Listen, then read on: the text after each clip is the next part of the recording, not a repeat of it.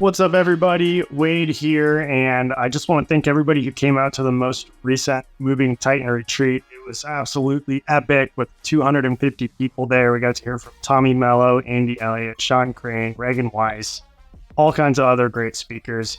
And I am excited to announce that we have our next dates planned for the fall 2024 Moving Titan retreat, October 3rd and 4th. Right back here in Tampa, Florida, and we have already confirmed Tommy Mello as the headline speaker for both days this time after hearing popular demand from the group to hear more of Tommy. And Sean Crane will be joining us, and we've got a bunch of other speakers in the works lined up. It's going to be epic. We're hoping to get it double what we had at this last one. We've got room for over 500 people at this next one, and there's early bird pricing in effect right now. So lock in your early bird tickets because prices go up May 1st and then on June 1st and then on July 1st. So get the lowest rates that we are going to be offering for the next ticket. Start at $797 right now in April, but it goes up in May. So lock in your tickets. And if you haven't heard, Tighten Up Training is now live. We've got over 330 users already on it. And this is a revolutionary training program that is going to change the entire industry and help movers streamline the onboarding process for high turnover positions like movers, salespeople. There's also marketing sections in there, leadership, and even a fitness section in there. So go check out a demo for Tighten Up Training. Check it out at tightenuptraining.com and lock in your demo for your whole team. We've got unlimited user pricing right now that is never going to be this low. So check out Tighten Up Training and get your tickets to the next Moving Titan retreat featuring Tommy Mello for 2 whole days, October 3rd and 4th, and we'll see you there. All right, ladies and gentlemen, welcome back to the Grow Your Moving Company podcast. I'm your host, Wade Swikle, and today I've been really looking forward to this guest after I heard him on the Home Service Expert podcast with Tommy Mello. We've got Lenny Gray, who is the Door-to-Door Millionaire. He wrote a book called Door-to-Door Millionaire and actually a second book as part of that series called More Door-to-Door Millionaire. I just finished up the first one. I'm getting ready to start the second one, but just tons of really good knowledge on door knocking, which I think is a missing piece to the moving industry. He's also the CEO of Rove Pest Control, and he's been door knocking since 1998 and helping to train other people in the door knocking space around the pest control industry. He started with Orkin. Lenny, thank you so much for joining me on the Grow Your Moving Company podcast. I'm really excited to hear how we can implement door knocking in the moving industry because it's primed for it. We have the list and all the data of homes that are for sale and pending, and I don't think anybody's really doing it. And I'm really anxious to hear your take. We've tried to do it in the past. It's never really worked out. And so there's a lot of questions that I have just from trying to get this program off the ground. And it's actually really funny that we're doing this today because a local radio show that we're a sponsor of was just talking about door knocking today. And I guess there was a huge wave of some pest control company in the Tampa Bay area that just sent out an armada of door knockers. And they had people calling in like, yeah, these guys were knocking on my door, they were pushy and asking for, all these different things. Like my husband was not home and I told him I had to ask him. And they would say things like, well, does your husband make all the decisions in the household? And just, they rubbed people the wrong way. And they did a whole segment on this radio show. And from everything that I've heard from your books, from hearing you on other podcasts, and just my research, you do it the right way. And I'm really anxious to hear about, how you got into it and what makes a successful door knocking campaign. Yeah, no, thank you for the introduction, Wade. And I'm excited to be here. We were talking before the show, and there's very few home service industries that I haven't consulted for or been involved with or helped, put together and build a door-to-door program. But the moving industry is on my short list of those that I haven't. So the fact that you do have the data that you say you have, and when people are moving, and there's an opportunity here.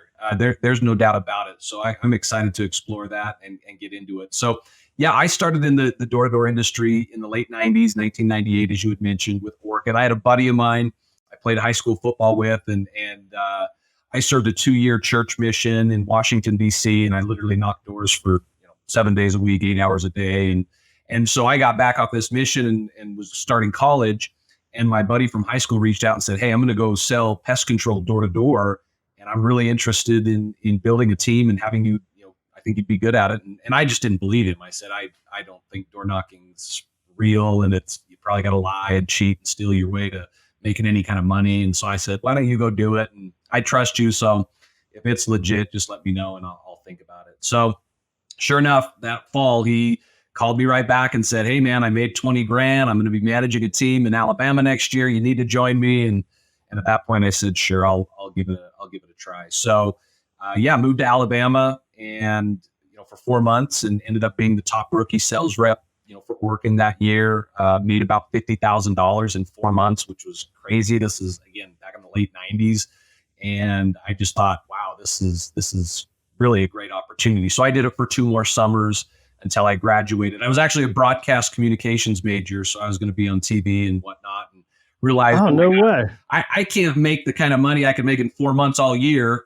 And in broadcast, you got to work weekends and holidays and, start at the bottom. And I was like, I just don't want to do that. So you and I both have that in common. Oh, really? I did the same thing in college. I was broadcast journalism at the University of Florida. Realized they basically said, if you want to get stuck in the middle of nowhere for the first 5 years of your career and make $17,000 a year and work 14-hour days, then this is the job for you. And I was like, I'm going to go move boxes. Yeah, there we are. We're brothers in the business then. So yeah, it was just, one of those things where I just got fortunate, got lucky. A few things fell my way. And then, we started our own company. My business partner and I were still business partners, since 2003, started our own pest control companies. We built several of them. When we started in Utah, and it was literally the two of us. I was selling, he was spraying. And we had ourselves a pest control company after about 5 months. I put on about $500,000 worth of business. And then once we kind of proved the concept, then we started bringing in teams and recruiting and hiring and training teams. And after 5 years, we were the largest residential company in Utah. And so we got acquired by Terminex ServiceMaster, and we just kept growing these companies all over. So we had another big acquisition in 2015, and now we had 7 companies sold at that point. Now we're at 5 companies and building and growing them. So yeah, that's kind of my introduction is I just, I started knocking in college, and here I am 26 years later, and I was still out knocking a few weeks ago. So we just keep doing what we do. I love that. And it's just like I said in the intro, I feel like a missing link. Like it seems like it should make so much sense in our industry because you're cold knocking for the most part, aren't you? Like you're just going into neighborhoods and they may or may not need pest control services. Maybe they already have somebody. I mean, that's got to be tough. I mean, how do you overcome that uncomfort, I guess, when you're going into these areas? Yeah, it really is. I always refer to door-to-door sales as the armpit of all sales. And I think that if you can do door-to-door, you can do anything in sales because you're literally creating something out of nothing. And there are some technology and there's some software nowadays that have helped to kind of qualify people, especially for those industries that we're talking about they need to pass a credit check or that type of thing. And they have some data now that some of these canvassing tools can help with, so you can more target knock and not cold contact. But when you're talking about low ticket items, like say a pest control service or maybe window washing, power spraying, gutters, that type of thing, you just kind of go for it. And yeah, you don't really know what's going to happen behind door number 1. When they open that door, you just kind of, and that's what's so important to me is I built out these scripts and these foundations and this framework for door to door. So you know exactly what to say, when to say it, and how to say it. And that was really the impetus behind me writing these 2 books is when I got into the business, and I started knocking, they handed me about a 10-page, manual and said, okay, this is what you need to know in door to door, go get it. And I had the book memorized in a week, and I went, there's so much more happening to me than just what are in these 10 pages. And so once I really got good at this and started my own company, I just felt like, man, I would love to be very open about sharing what has made me successful, because I had no issues sharing exactly what I said and how I said it, because you don't have to lie, cheat, and steal. You just have to know how to communicate with people, and you have to know what to say, when to say it, and how to say it. And so again, I wrote these books. I have training manuals. I coach, companies and business owners and sales teams so that I can get that information out, because there's certainly a right way to do it. Yeah. So what was the biggest barrier that you had to overcome when you first started out? Like, when did you realize that you kind of found, your niche in getting comfortable and getting past that discomfort? Because I mean, I'm not going to lie, like, I've door knocked a few times myself, and I have to muster up everything that I have to do it. And it's like, I want to start this program in my company, but it's like, a part of me is like, I need to be able to get comfortable doing this myself before I can expect somebody else to do this and train somebody else on how to do it correctly, because I haven't found success with it. So like, where did that friction start to become less in when you started off back in, your college days? Yeah. So what boiled down to me, that's a great question, because what it boiled down to me, just like anything else, you have to put in the time, you have to put in the effort. And so here I was, my first year, I knew nothing. I'd never knocked doors outside of, just missionary service, but I'm knocking doors selling a product that I'd never used growing up. We never had pest control. I didn't even know, pest control was a thing, quite frankly. But here I am out there knocking, and everything other than what I'd learned in that 10-page manual, everything was brand new to me. And so it was a lot of trial and error. I was trying different things, saying some things that, I thought would work. They didn't work. And it was just kind of repetition, learning, growing. I remember within my first month, probably week 3 or week 4 of knocking doors, this would have been May of 1998. I remember walking back to my car after dark, after another long day of knocking doors. And I thought to myself, I don't think I heard anything from anybody today that I haven't heard before. And to me, that was such a huge moment, because I was like, I think I've heard it all. Or for the most part, I've heard everything I'm going to hear. Now I just have to know exactly what to say and how I'm going to reply to people when they have a certain concern. My wife's not home. We already have this service. I do it myself. All these common concerns that people at their home will express to a door-to-door rep.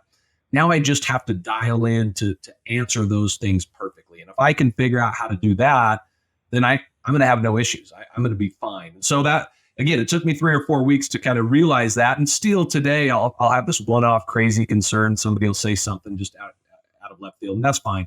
But for the most part, you handle the same 7 concerns in door-to-door for most every industry I've consulted for. And so I know exactly kind of a game plan with what to do with each of those concerns. So for me, I think in your experience too, Wade, it's, if you don't know what the best practices are for responding to things, there's more nerves. I will say that nerves never go away in door-to-door. I mean, I was knocking a few weeks ago, and I get out there knocking doors, and I'm still nervous, and it's still like this mental challenge to go out and do this. But you have that confidence when you know that you're going to have a reply, and you're going to be able to come back with an answer to anything that's said to you. Yeah, I think it's almost like public speaking. Like they say, I know I've done several engagements myself, and I get, it's an adrenaline rush for sure. And they say it never really gets, you never really lose those nerves, no matter how much you do it. Like, you still have to get up for it. And do you equate that similarly to, like, getting up on stage in front of people? Except, obviously it's usually just 1 or maybe 2 people that you're in front of. But is that still kind of, you have to overcome that mental barrier and just get the adrenaline channeled the right way? Yeah. In fact, I say that, like, the doorstep is your stage, and you've got to be somebody different than you typically are in your day-to-day interactions with, your friends and family. Like, if I'm in a room with a group of people, let's say my wife's got a pretty big family, and so we're all together and it's chaos and this, that, and the other, I'm probably the quietest guy in the room. And I'm probably the most boring. I just observe and whatever. And I'm just not that. But when I get on the doors, I have to flip this switch. And I kind of get back into maybe broadcast communication, Lenny, where it's I've got to bring some energy, and I've got to be entertaining, and I've got to be confident. And I talk about it in my first book, or I write about it, and it's called Being a 7. And, if you think of a volume meter or an energy meter, even on on your stereo or whatever, it goes 0 to 10. Like, to me, the perfect is 7. That's the perfect place to be in door-to-door. Is you're not over the top. Most reps aren't that anyway. But then you're also not like your normal self where maybe you're 2 or 3 or 4. Like, but you bring a little something to it. So if you can get into that habit of being, okay, this is the only opportunity I have to approach this person to make a good impression on this person. I don't necessarily even need to sell everybody I talk to, but I have to make a good enough impression to where the company that I'm representing is going to look favorably in their eyes. If I can do that, like, we'll go back and knock doors, we'll re-knock and those type of things. We'll have other interactions with that person, or that person might hear a radio spot or see a billboard and they go, oh yeah, that nice looking young lady or nice looking young man came and knocked on my door. Yeah, we actually need this now. Let's give them a call. So I think there's something about planting some seeds, even though most of your high producing door-to-door reps don't want to hear that. It's like, I don't want to just plant seeds, but that is part of the game. Most of you have heard me talk about Moversville and the power of their email marketing service that has helped us increase leads by over 112% over the last year. But have you heard of Moversville Connect? Moversville Connect is an incredible resource for all things moving. They feature an array of vendors and services and lists like insurance providers, softwares, equipment suppliers, marketing sources, and much, much more. The best part, this resource is free. Go check out Moversville Connect today by going to moversville.com and clicking Connect. That's moversville.com and click Connect and discover the world of Moversville beyond email. One of the worst parts about owning a moving company has to be finding quality movers and drivers. Trying to run all the job ads takes up time, and then you schedule guys to come in for interviews and they never show up. It's a massive headache. Well, let me tell you about a good friend of mine named Winston who runs a company called Move Up Consulting. Move Up specializes in hiring and recruiting for the moving and storage industry, and they do all the lead generation for mover and driver candidates. They have a fully built hiring CRM, plus you get a dedicated account manager who phone interviews and screens all of your candidates. Once they find qualified candidates, they schedule in-person interviews for you and your management team so you can make great hires. They even handle all the appointment confirmations. It's that simple. To start building a better moving team today, visit moveupconsulting.com and tell them Wade sent you. Want to know what the silver bullet for growing your business is? USA Home Listings. USA Home Listings has a myriad of marketing services that are essential to every single moving company. It blows my mind when I have conversations with people who reach out looking for help, trying to get leads, trying to get the phone to ring, that aren't doing mailers and aren't subscribed to USA Home Listings. The data there is so invaluable, and it's not just home listing data, even though that's an awesome, super easy, super intuitive feature that they provide where you can filter out all of the homes that recently went under contract or got listed in your neighborhood, and a new coming soon feature before it even hits the MLS that you can filter out through zip codes, towns, cities, counties, prices. But that's just one small feature that they do. They also have turnkey mailing services. They'll help you design your postcard, a postcard that actually gets results. If you've tried mailers in the past and it didn't work, it's probably because you didn't have the right elements on your postcard. And they also have a social media division. So check out usahomelistings.com. It's an essential addition to all of your marketing needs. Before you do any other marketing, check out usahomelistings.com. And you brought up something that I think is something that we need to touch on here, in that you have to represent your company well. Yep. And probably when you started, there was not really a lot of online reviews and things like that. I guess that's one of my fears in either getting out there myself or sending out a small army of people to go do it, is, upsetting a customer to where they leave a 1-star review because you're bothering them. And it's that mental kind of barrier, I think, prevents a lot of companies because they want to protect their online reputation. And it's so easy for somebody to leave a 1-star review and say something nasty because they were disturbed from whatever they were doing. Do you ever run into anything like that? Or is there a technique to avoid, potentially upsetting a client by or a prospect by, interrupting their dinner or whatever they may be doing and protecting the reputation of the company. Yeah, and unfortunately, I mean, that is part of the game to a certain extent, and we can eliminate that as much as possible if you're doing it the right way. One of the principles that I teach with that is we talk about apologizing even when it's not necessary. So you had mentioned earlier you had heard about this company that went to Tampa and created a bunch of ill will with people because they were being pushy and that. That is not my style. That is not what I do. I mean, I've been knocking for a long time, and it's been decades since I've had anybody that has come at me and been super ornery and that have stayed that way, or that I've upset or become confrontational with. That just doesn't happen to me anymore because I know how to diffuse situations. I know how to apologize even when it's not necessary.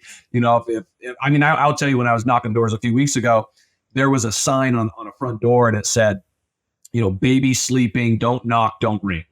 And so what do you think I did?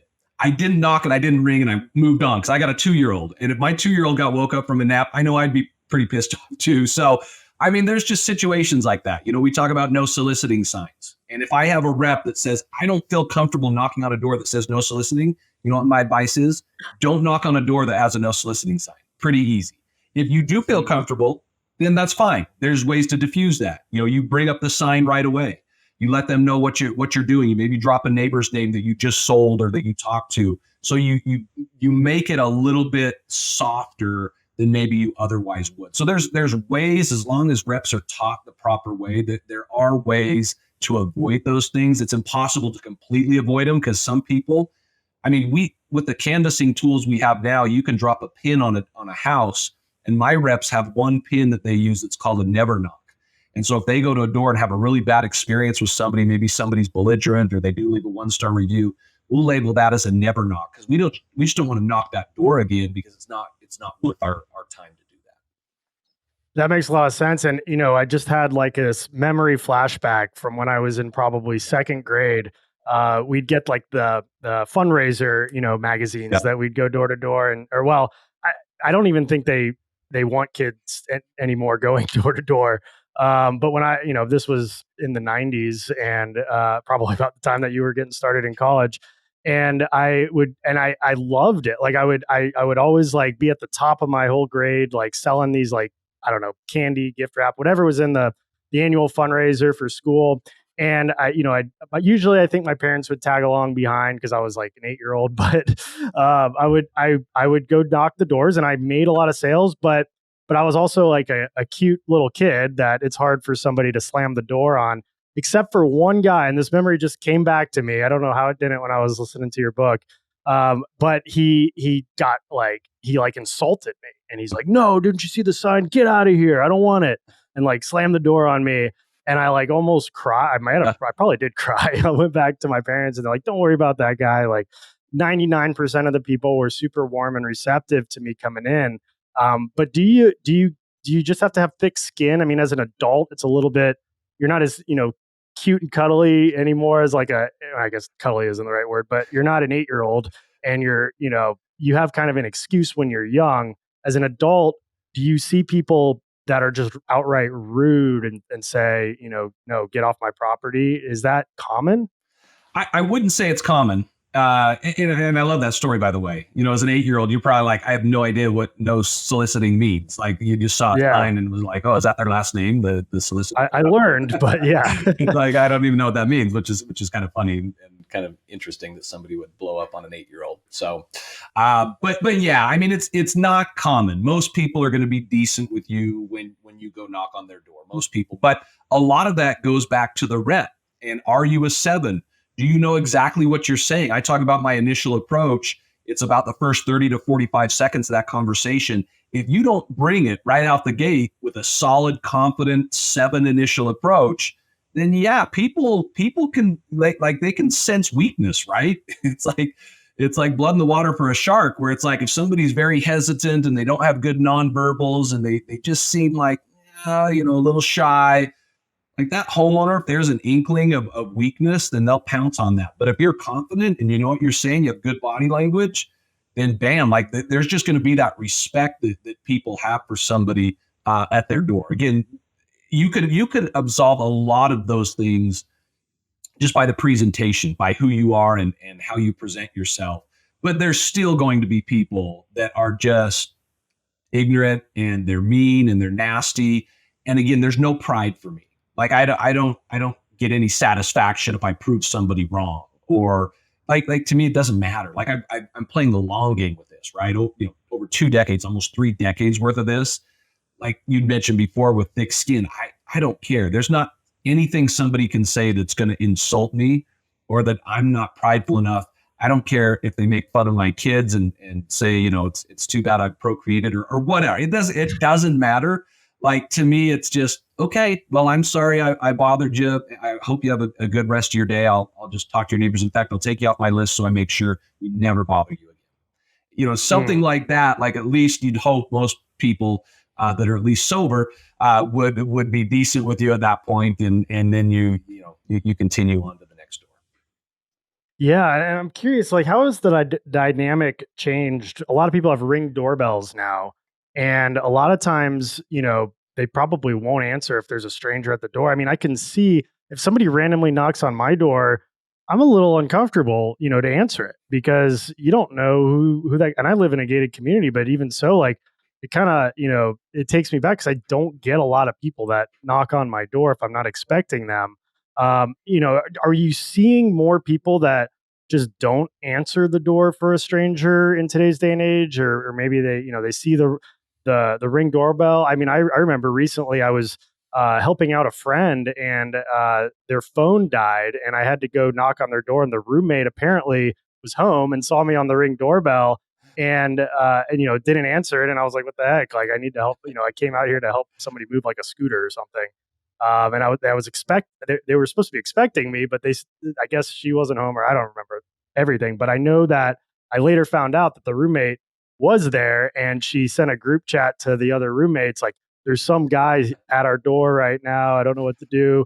Like, are people more uneasy now? Are you finding that with Ring doorbells and just the fact that it's not, common practice in most industries to do this? Like, is there any issues with that, and how do you overcome it? Yeah.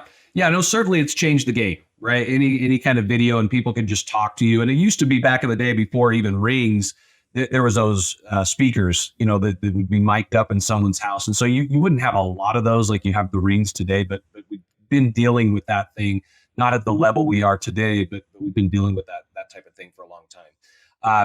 For me, I always knock on a door. I'd never like pushing the Ring doorbell button is pretty much just you saying that, hey, I'm going to, give them a reason just to talk to me or ignore me or talk to me through the Ring doorbell. So I always just knock on a door anyways. That's a technique that I found to be helpful. Funny enough, though, it's been about 3 years now. I was up doing I was on a kind of a consulting gig with a pest company up in Canada. And I was just out knocking doors with their team and kind of showing them, it was a new pest control company, just kind of showing them the ropes. And I sold somebody through a Ring doorbell. And that was the first time I'd ever done it, where the whole conversation was a back and forth. I knocked on the door and they just answered the ring, "What do you want?" or whatever. And I just went through my whole spiel.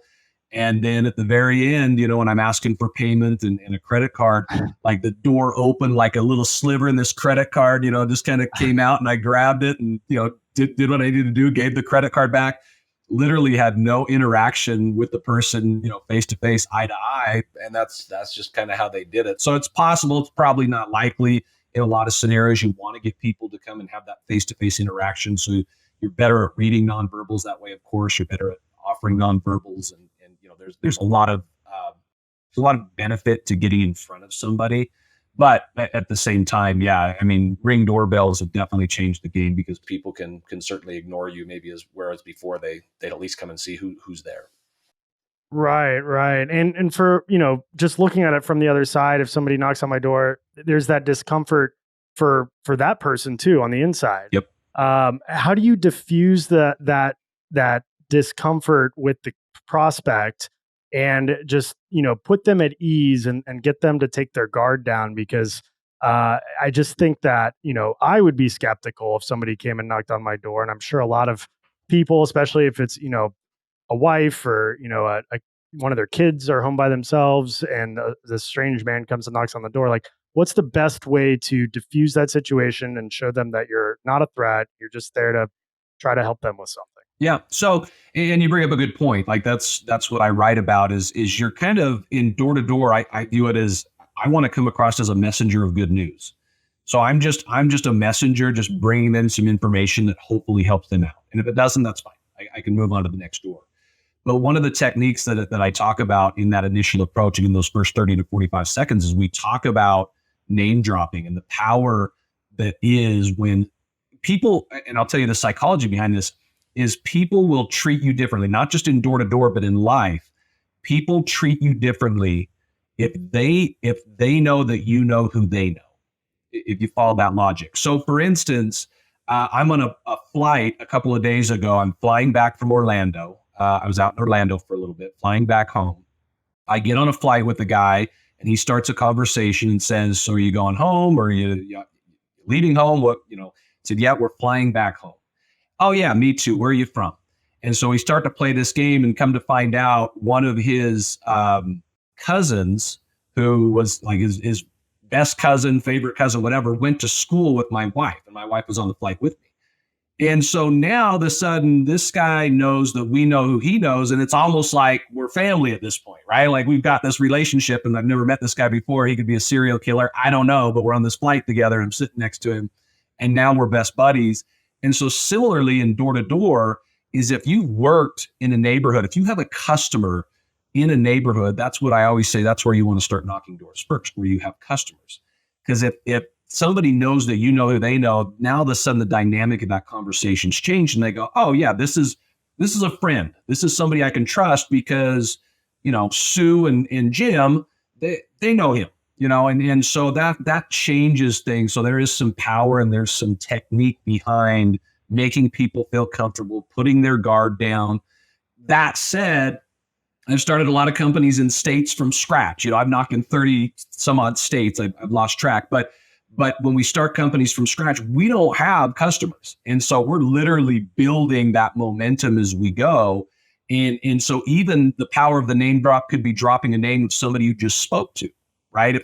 If I'm I'll give you an example here, Wade. So if I'm leaving a home and I've got no sale and they said no thanks or whatever, when I leave that home, most importantly for me is if I can get that person's name, I can use that name, not to say they're a customer, but I'll kind of tell you kind of how I do that. So I'm leaving the home and I say, hey, yeah, no problem. Not interested or anything. Okay, no worries. Maybe another time. In fact, like I mentioned, my name was Lenny. What was your name again? Oh, Wade. Yeah, nice to meet you, Wade. Have a great day. Maybe we can take care of you another time. Then I'm going to go next door and I'm going to say, hey there, my name's Lenny. I'm the home service guy. I was just talking to Wade, what I'm doing in the neighborhood. And so I haven't said anything about other than I just talked to Wade. And just that alone, there's power in that where somebody goes, okay, this isn't just a random stranger knocking on my door. This is somebody Wade knows. This is somebody Wade talked to. And that's how we kind of change the scenario of coming across as a complete cold caller to somebody who maybe has a purpose and has a legitimate reason to be knocking doors in that neighborhood. Yeah, and I think for our industry, we could totally use that when we're out doing an on-site estimate. Say, hey, I just gave a quote to Mr. and Mrs. Smith. I saw that your house was for sale, and if you're selling your house, you might need movers. And I wanted to just stop by and introduce myself. And so I think we could easily get some warm leads, or maybe we just moved somebody to the neighborhood. We've got, most moving companies that have been around have somebody in just about every neighborhood in their community that they've either serviced before, they've given an estimate before. But you say in your book to not make up a name, that it needs to be a real person that is in that neighborhood that you have some kind of tie to, even if it's a little bit of a stretch, like somebody you just door knocked, down the street. And why is that? I mean, I think of course you don't want to lie, and it probably has to do with ethics, but is there a deeper psychological thing to just not making up a name? Because chances are the person doesn't know every single person on their block. So is there another reason besides just the ethical side of just not lying, or is it mostly just based on the ethics? Yeah, well, ethics is certainly a big part. Again, that's why I'm very transparent with everything that I do in door to door, everything I say, all my techniques. Like I put it out there because I'm very confident and comfortable that anybody can do it who's will. Like I always tell my reps that I train or companies I consult for, if you get a bunch of people who are willing to knock doors, I can make them able. They just got to want to go knock doors. That's a hard thing to for a lot of people to want in a lot of ways, because again, it is the armpit of all sales. But so ethically, yes, first and foremost, we're not going to make up a name. But even at a deeper level on that, again, if I'm not dropping a name that somebody knows, and it's not a relevant name. So the most powerful name you can drop is a relevant name, not irrelevant, a relevant name. So again, the power comes when that person you're talking to knows that you know who they know. That doesn't always work out perfectly because a lot of people don't know their neighbors, or if somebody's a block away or something, they're likely not to know them. So that's why at every door, I'm trying to ask for names in the technique with the technique that I'd mentioned, so that I'm using relevance when I name drop. That's what's most important. And some people might be saying, well, what do you do if somebody, if you say, yeah, you talk to Wade next door, and they say, oh, is Wade a customer? So are you going to lie? Or are you going to say, well, yeah, of course, of course not. I'm not only not going to say that Wade isn't a customer. I'm going to tell him exactly why he's not. In fact, I talked to Wade. They're not really interested right now. In fact, his wife's not home, so I may be going back there later if that's the case, if that's what happened. Or maybe you were just like, hey, I do it myself. I'm happy, whatever the service is. And I could say, you know what? I talked to Wade. He's actually not interested in having us do it. He's just going to move himself. He's got a bunch of brothers and cousins that are going to, or whatever, whatever the reason is. So I'm going to be very open and honest with everybody I talk to, but I'm going to use that name dropping technique where it's relevance, because that's where the power of name dropping comes in. If it's not relevant, like I've literally been on the doors with reps and they've said, oh yeah, we take care of the Smiths and the Johnsons down the street. And it's like, bro, is there really a Smith and a Johnson in the neighborhood? No, I don't know, but there probably is. It's like, no, I don't play that game. That's just not what this is all about. And that's what I love about you and your approach, is that you are ethical and transparent. When I mentioned the radio show earlier today, and it sounded like people were just in a frenzy about these guys. They must not have been well trained under your program, because they were, pushy. They were, trying to almost insult the people that they were going to if they didn't buy whatever. I think they were actually selling pest control. I love how you mentioned to come as a messenger of good news. It kind of reminds me of like the old joke, like, have you heard the good news? But it's a really good approach. And I'm curious to get your take on this, because when we've tried to do this in the past, I told our people that were doing it, bring some packing materials, bring some boxes with you, and say, hey, I was in the neighborhood. I saw your house was for sale. I wanted to just drop off your first box, or your first, a couple things to help you get started with your packing if you're going to be moving. Do you recommend that? Because then you have, like, in my mind, you have that reciprocal action to where, oh, well, they're giving me something, like maybe, I should give them a few minutes of my time. Is like giving them something, a good way to kind of break that ice and have a reason for being there? Sure. Yeah, no, that's that. In fact, you'd mentioned Tommy Mello earlier in the home service expert podcast. And that's what we developed for Tommy. I've been working with Tommy for almost 4 years now. And that was really the genesis of what really worked for him in his program.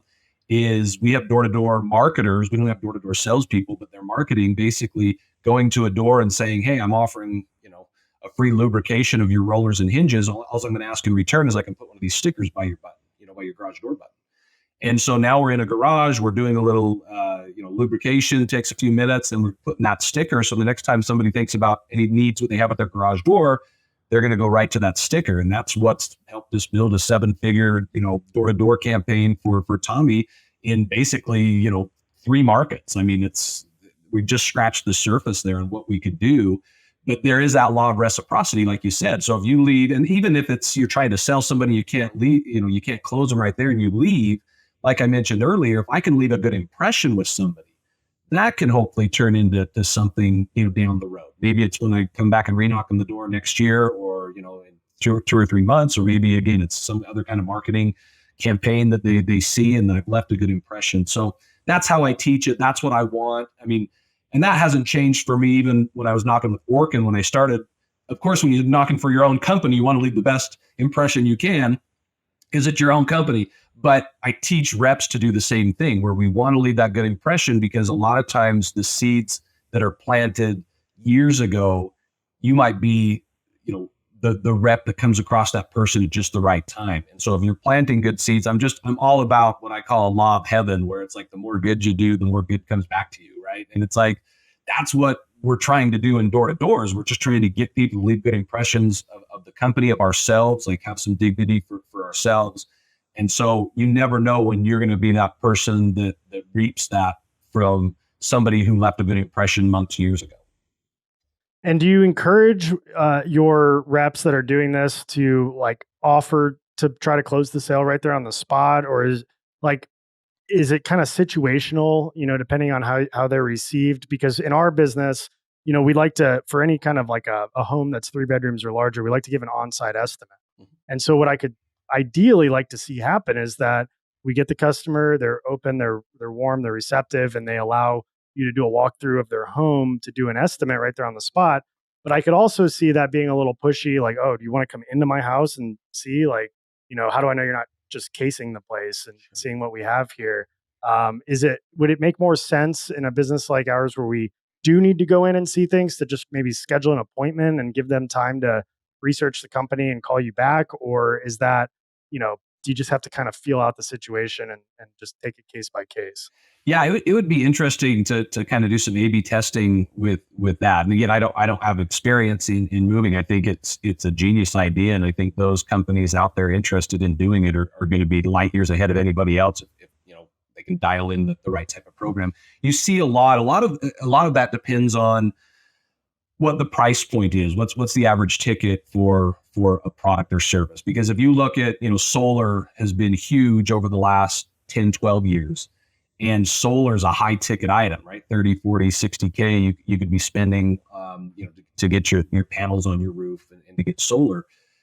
So that's why in solar, they have a setter closer model. They don't want their reps that are, the big hitters, they're the closers, to be spending a lot of their time waiting through, no pun intended, sorry, Wade, but waiting through all these people that they're trying to qualify to see if there's even some type of interest in getting, solar for their house.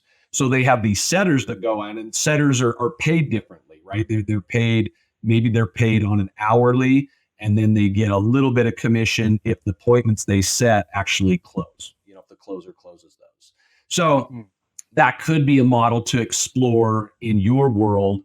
Is, do we have somebody just kind of setting and creating maybe some reciprocity, like you mentioned, with maybe some kind of a free thing that they give somebody, and then they just ask some qualifying questions to see if they can't get the closer an appointment, to where now somebody's expecting that, and it's not just right out the door. I've never met you. I don't know who you are. I'm going to let you right into my house. So yeah, the framework is there for something like that would make a lot of sense to me. Yeah, that's interesting. And maybe we'll test that after this conversation and report back. And I want to talk a little bit about compensation, but first, I guess, let's go over kind of the appearance and the presentation. I'm assuming you want to, be clean cut. You want to be dressed nicely. Obviously, if you're walking a lot, you probably wouldn't make a lot of sense to wear like a suit and tie, but maybe it does. What do we need to know as far as, how to dress, how to look? The vehicle that we drive, does it need to be a wrapped branded vehicle? And where do we park that vehicle? And do we need to have some kind of like a badge or identification? Do you recommend, I'm just really curious on that piece of it. What do we want to do to look as legitimate as possible to kind of let the client lower their guard a little bit? Yeah, no, I love the question. There's a lot to unpack there. I would say this. Number one, you want to have some uniformity in your uniform, with the, with whatever and however is decided is the most effective way to do it. So if you think about somebody in pest control, or maybe they're a window washer, or they're a roofer, they get dirty, right? Like it's not like this glamorous job. And so to me, a polo with the logo on it, I like to have my logo in 3 different places. I like to have a polo with my logo. I like to have an identification badge with a logo. And whether I have a hat with a logo, or maybe if I'm carrying an iPad, on the back of my iPad, I have a sticker with my logo. three places for logo to me make a lot of sense. That said, I have consulted for insurance companies or companies that go business to business, so more B2B, even though we do a lot of the techniques as far as what we say, how we present ourselves is different. So if it's more of a professional setting, then yeah, maybe I am wearing a suit. I don't know if I'm going to be wearing a suit, going out knocking door to door, quite frankly. I can't think of a situation where I necessarily want to do that.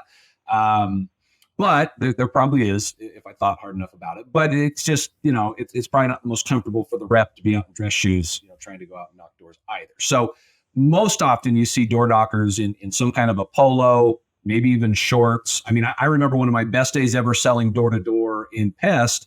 I had a flight later that afternoon, so I didn't even take the day as seriously as I could have. It could have been my best day ever. I kind of kicked myself for this one. But I was in a polo shirt. I had it untucked. Normally I tuck in my shirt. I had it untucked. It was my last day and it was in Portland, and I'm in flip-flops. And I'm literally in flip-flops and a polo and shorts knocking on doors. And I sold 22 accounts in one day. Again, my second best day ever. And it was just super casual. And so I think depending on what your product or service is, I think that leads to how you look. But again, putting the logo out there, making sure you're identifiable as representing a certain company, I think that's important. ID badges are so huge to me. And I love the idea of having an ID badge, and you can make that in your own office and laminate it. It can be a homemade ID badge, but with your picture on it and an employee identification number, the logo of the company, I just think that's huge. If somebody's knocking on my door and I see that they're badged up and they look very professional, I'm going to treat them differently as well, because they don't just look like maybe some college kid who, got out of bed, 2 hours ago and is out there casing the neighborhood, like you said, or not really representing the company well. Or I don't have a lot of faith in somebody who doesn't look the part and they're trying to represent a certain company. I probably don't get a good first impression off that company. It's not gonna make the sale any easier, put it that way. No, that makes total sense. And are you driving typically from house to house in a personal car? Are you typically parking somewhere and walking up and down the street? Does it, do you ever go out in branded cars, or does it really matter that much? And do you park the car in a certain place in front of the home? Funny enough, so in my second book, so More Door-to-Door Millionaire, and More Door-to-Door Millionaire is like it's called next level training. It's like, if you're just happy being okay at door to door, then you just read the first book and you'll probably be fine. If you actually want to get really good at door to door, More Door-to-Door Millionaire is the book for you. But I have a section on parking, because what happened is one summer we had one of our reps who spent the good part of a day at the police station, because number one, he was up in Minnesota, okay, and he's got Idaho license plates. He's an Idaho kid, but he's in Minnesota. He parks his car in the middle of the neighborhood, and it's late morning, early afternoon. He parks his car in the middle of this neighborhood, so he's got out-of-state plates. The other thing, this he's from Idaho, so he liked to go shooting guns before work. That was just a hobby of his. He'd go to the range and he'd shoot his guns. So out-of-state license plates. He's got empty ammo boxes he left on the front seat of his car. So just not wise. And so now you got these moms who are doing their morning walk and they see, oh, out-of-state license plate. That's interesting. So they kind of peek into the car, and now there's empty ammo boxes. So you can imagine these moms, they're calling the police. The police, come into the neighborhood. There's like 3 police cars that get into the neighborhood and they surround this kid, and, they do the whole thing. They take him to the station. So it was dumb, but if he would have just parked off-site, like maybe he parks at a park or a gas station or a supermarket and walks into a neighborhood, that kind of thing likely isn't going to happen, even though with the empty ammo boxes, who knows? But that just wasn't a smart move by him. But the point is, yes, there's a strategy and a deep dive into parking, but more or less, you just want to be as unobserved as possible, whatever your car is. So another thing, so I'd go, drive to the States. I live in Utah. I drive to Alabama to go knock doors. Like the front license plate cover, I'd get one of those glamour covers that had like Roll Tide on it or something, So, and then if I get to a neighborhood, I'd park in a place where you couldn't really see the back license plate. Just little things like that actually make a difference. But I found probably the best advice I can give is just don't park in a neighborhood if you're going to call unnecessary attention to your vehicle, especially if you've got out-of-state plates, it's probably just best to park somewhere else. So we don't do wraps or anything like that.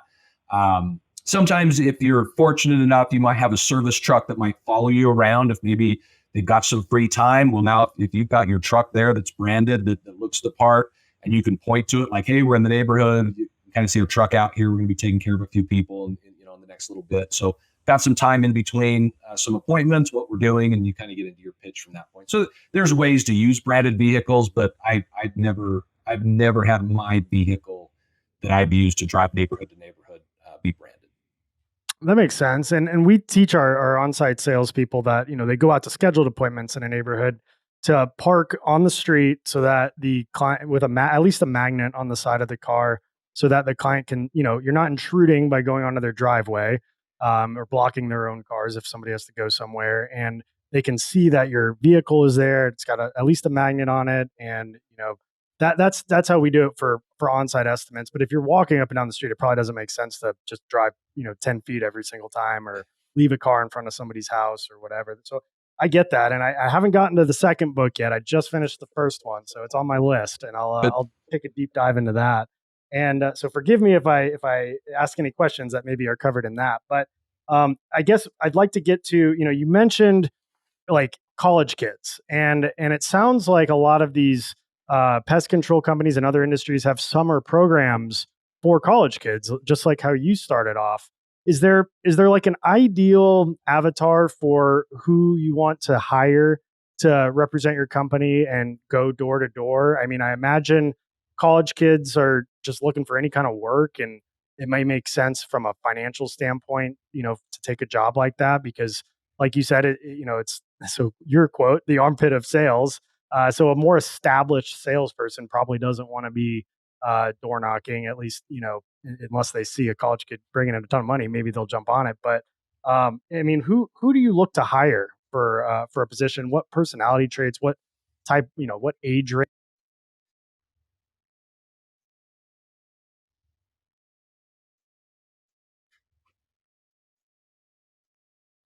Yeah, no, that's a great question. So I think the first thing to drill down into is what exactly is the job? Is it a summer sales job or is it a year-round job? So we call it like the sprinter model. That's the summer sales model, the 3-4 month, the sprint, or is it more the marathon where it's kind of the year-round program? Because if we're looking at a year-round program, then you're probably looking at somebody that's not an independent contractor. You're probably looking at somebody that's a W-2 employee that maybe has benefits and maybe a vehicle and maybe some different things. You can have reps knock doors, year round, depending on the market, what you're selling, certainly. But in a place like Florida, where you're at, you can sell a lot of things year round in Florida because it's decent weather. Where I'm in Utah and you got 3 feet of snow on the ground, makes it a little bit more difficult unless you're selling like a snow shoveling service, right? Then that might be perfect. So, or the seasonal lights and those types of things that you could potentially do year round. So when you take a look at really what your program's going to be, and we have a mix of both in my companies, and companies that I think do really well in door to door have both, right? Where you have kind of a year round presence, but then you also have that seasonal blitz where you're just going out there and really ramping up your sales force and volume of sales. The perfect avatar, it can vary, but yeah, most of the time somebody that is going to be on this sprint, because when we're talking about a summer sales model, you're talking about reps that at least 6 days a week for 8 hours a day, they're out on the doors, pounding the pavement. And that's in the summer, right? Depending on where you're at. If you're in Orlando or you're in Texas, you're all over the Southern Belt, it's going to be hot. It's going to be humid. The weather's going to be nasty. It's grueling. So you need somebody that's probably younger or at least somebody that's in good shape, that's not affected by the weather. Even the northern markets. I mean, we have offices in Massachusetts and Michigan, Minnesota. It's humid up there. Maybe the temperatures aren't as warm, but there's still some of that you have to consider. So yeah, I mean, you get a lot of these companies that are hiring thousands of these door-to-door reps, and they're even going into high schools now. They're getting juniors and seniors in high school that are going out doing this. But somebody in their late teens to mid 20s seems to make a lot of sense. So if you're going to recruit, for your summer sales model, then yeah, you're probably going to have to find those people in places where those people, those age people are hanging out.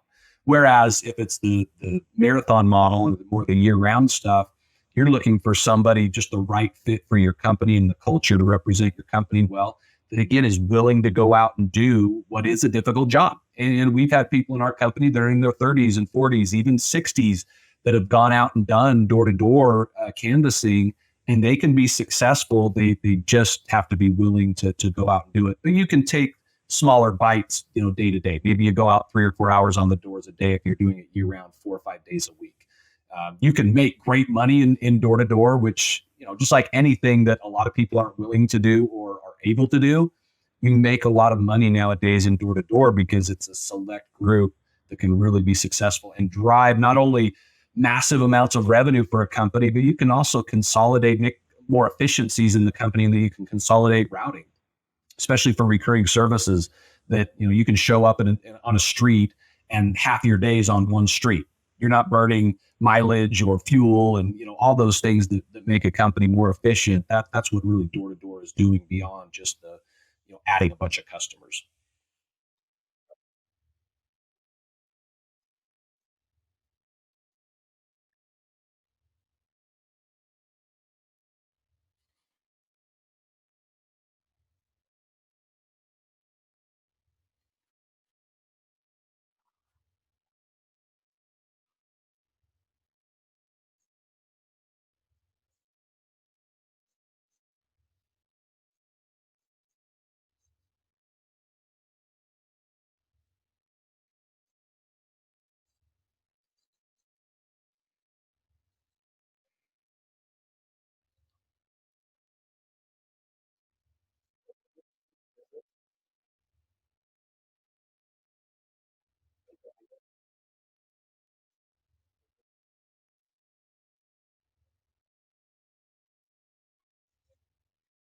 Fully up to speed.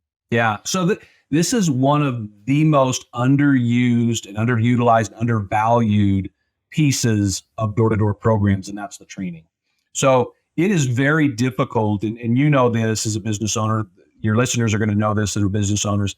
It's really tough to go out and recruit and hire top tier talent. It's tough, or even people that are willing to do the work that it takes to run the business. It's a tough thing to do. So you put all this time, effort, energy, money into recruiting and hiring, and then you have sales training that's less than par. It's garbage, right? And it's like, well, how if you put all that energy and resource into getting the people, if you're not setting them up for success, how in the world are you going to retain these people? It's just not going to happen. And so a lot of companies have such a high attrition rate in door to door. It's because they have crappy training. And so that's why I've developed what I've developed, because what I'm looking to do is to get people trained the right way. So before they knock a single door, I'm going to give them about everything that's going to happen to them on the doors. And we're going to practice and role play some different scenarios so that by the time they knock that first door, even though we're never really fully prepared, it's like when you learn Spanish in high school and then you go to Mexico and you're like, I can't understand anything anybody's saying. Like in a lot of ways, sales is that way. But if I can get somebody as prepped as possible and as in real life situations as possible, now when they go knock doors, it's going to be basically a less steep learning curve, right? And once they have success, I call it the 3 R's, basically of this whole recruiting idea and getting people in. And what you have to do is they have to get results. If reps get results early, they're going to be retained. And if they're retained, now they're going to help you recruit because they're going to tell their friends about it, right? Like, I am making great money. I'm doing this and the other. So if you have good sales training, you're going to be able to see the results earlier with your reps. You're going to be able to get them retained, and then you're going to have them help you to be recruiters for you. And then all goes back to, do I have good sales training? And do I have a system that where I'm not just going to throw people to the wolves, but I'm actually going to prepare them to go out and be successful right off the bat? So that's why sales training is so much a part of the whole recruiting, hiring, training, like everything and the experience they have. Now, there is software out there that does offer recording. So do you shadow people? Do you go out there? Yes. Like shadowing people is, being there with them is helpful, kind of having that buddy to hold their hand, so to speak, just to get the kinks worked out, to be on the doors, to show them what you would say. Like having experienced reps, shadow reps is important. But then also, you could do something simple like just record yourself. Like we require our reps to record a certain amount of approaches every day and send it to their team lead so they can analyze and say, here's why you're not closing any accounts because of this, or here's why you can't overcome this concern because you're not saying, what we've trained you to say like this. And so it's helpful not just for managers, but also for that rep to hear themselves on the doors as well. There's a lot of ways to do that effectively to help that rep to be successful. Makes total sense. And sales training is huge. We just launched an online course for moving sales, not this type of door-to-door sales, but over the phone, in person, that sort of a thing. And I'm a big believer in sales training and just that ongoing piece of it. One thing we ran into when we tried this out, and it wasn't too long ago, maybe 6 months ago, we had brought in a guy that was basically complete 1099. And he was basically brought in to do outside development, door knocking, stop in at apartments, some B2B type things too. But it was tough to figure out how to compensate him. And I think, ultimately he didn't really end up bringing in a lot of business, and he voluntarily left, and I don't blame him because he wasn't really making a lot of money with how we had it structured. Like, what's typically the best way to compensate somebody? Because if it's like hourly or like weekly or salary pay, I don't know if they're actually going out and doing the door knocking. If it's strictly performance based, then and what appointments they're lining up and what they're closing, that can be challenging as well. We probably didn't have the right training in place for them, but what do you typically find is the best way to compensate somebody for a role like this? Yeah, this is a great question, and it literally is all over the board. And a lot of it we have to go back to: is it a sprinter model? Is it a marathon model? Those ways are, those people are compensated differently for sure as well. But and it can change. That's the best part about this is I've helped other companies develop compensation plans. Like, compensation can change over time, where you want to mitigate your risk as a business owner, but you also want to help the sales rep to realize that, yeah, if you're going to go knock doors, we always tell our reps that until you talk to 600 prospects, you haven't really even given door-to-door a chance. And so we try to have our reps that are knocking 7 hours a day talk to 7 people an hour. So now we're talking, if you're knocking 6 days a week, you're around 2 to 3 weeks until you can actually say, okay, I get this door-to-door thing, or okay, there's potential here for me in door-to-door.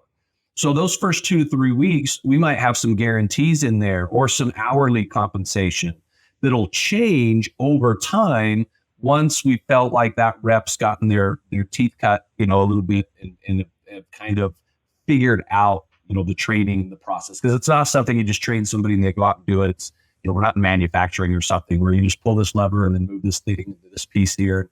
It's different. Like, every door is different. So you can do different things within those first few weeks of more, onboarding and getting a rep up to speed.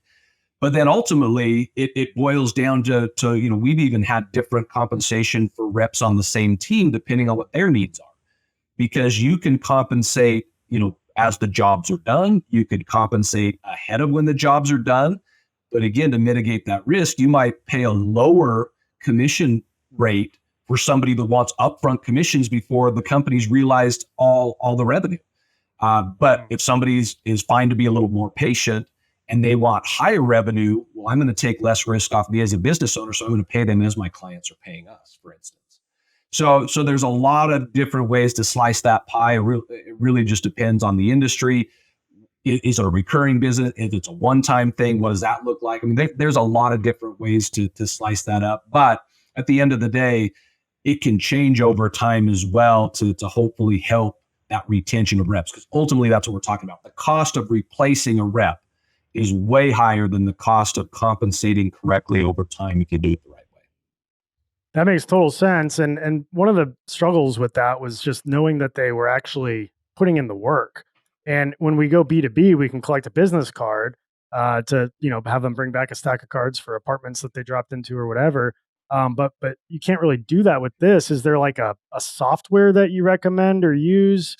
How do you know, especially if you're paying somebody hourly, especially in the beginning, how do you know that they're actually getting their 7 an hour or trying to get up to that 600 people, because it's easy for somebody to just sit in their car and, listen to a podcast and eat French fries or something and say that they were out working all day.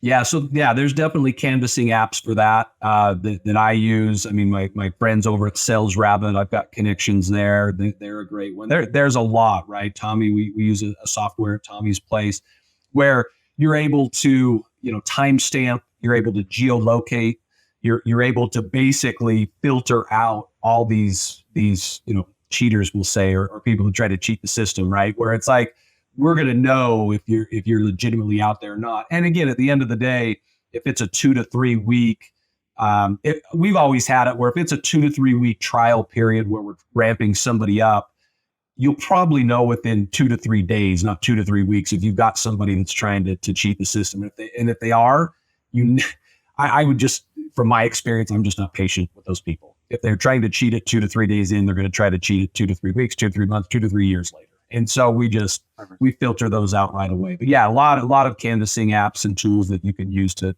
make sure the game's being played fairly. Yeah, you mentioned Sales Rabbit. Are there any others that you recommend? So yeah, Sales Rabbit is the most comprehensive, I would say, that you get the most bang for your buck with those guys. If somebody's interested in setting up something with them, I'm happy to kind of be their liaison in between that. I've used Sales Rabbit for a while. Simple Crew's another one that Tommy's using for his campaign. It really depends on what the campaign needs are as well. So those are two that I'm very familiar with and I use. We use one in the pest control space called Field Routes. Used to be called Pest Routes, and then Service Titan bought them up, and they're now labeled as Field Routes. So there's not a shortage of apps the canvassing apps out there for clients to consider, just depending on what their needs are, what they're trying to track and get the most value. Awesome. Lenny, this has been awesome. We're coming up on time here. How can people get in touch with you if they want to either check out your books or hire you for training and your training program? I'm definitely going to be checking that out. I think there's so much potential in the moving industry that hardly anybody, if anybody in your market, is doing. If you're listening to this, how can we take a deep dive and work with you here? Yeah, no, I make it really simple, and I appreciate that, Wade, and I do. I feel like there's so much potential in your industry. It kind of excites me because, again, I've heard about a lot of things over the last 15 years of consulting, but this is new. This is kind of exciting. So for me, I make it really easy. On my website, lennygray.com, you can go schedule a free 15-minute consultation with me, and we can discuss if door-to-door makes sense for your company or not. If it doesn't make sense for your company, I will tell you because it's not worth going down that rabbit hole if it doesn't. So we chat for 15 minutes. If you'd like to do that, again, you go to the website. The other thing on the website is I do free webinars, and they are at least held every month. And you can register for those by going to lennygray.com/webinar, or just go to lennygray.com and there'll be a tab for webinar. And I basically teach business owners in an hour time the basics of recruiting, hiring, training, and compensating a sales team. What does that look like? And then that leaves business owners with some food for thought to go, does this make sense or does it not make sense? Whatever the case may be. Social media wise, I'm all over the place. My YouTube channel is D2D Millionaire. We have hundreds of free videos on there that people can look at. If you follow me if you like Twitter or Facebook or Instagram, whatever, just search up my name. I am pretty much everywhere on social media, or you can just email me, lenny@d2dmillionaire.com. Love it. Lenny, thank you so much for taking this time. I'm definitely going to check out the second book in your Door-to-Door Millionaire series, and really want to get this program to work and put it in place. And looking forward to staying in touch here and hopefully working together on some more training stuff, because I just, like I said, see so much potential in our space. And this, almost hesitant to publish this podcast because I don't want my competition doing it. But at the end of the day, it's that mentality of abundance. And so, I definitely reach out to Lenny, buy his books. It's just really good sales information in his first book. And I'm sure his second one is a super deep dive that'll be next on my list. Lenny, thanks again. And have fun knocking doors out there. Knock on. Let's do it. All right. Thanks, Wade. Appreciate you. Thank you for tuning in to another episode of the Grow Your Moving Company podcast. If you'd like to learn more about any of the sponsors listed on this show, want to apply for the next Moving Titan retreat, or interested in owning or working for a Two College Brothers franchise, drop me a line at wade@twocollegebrothers.com. Moving out. Have a great day.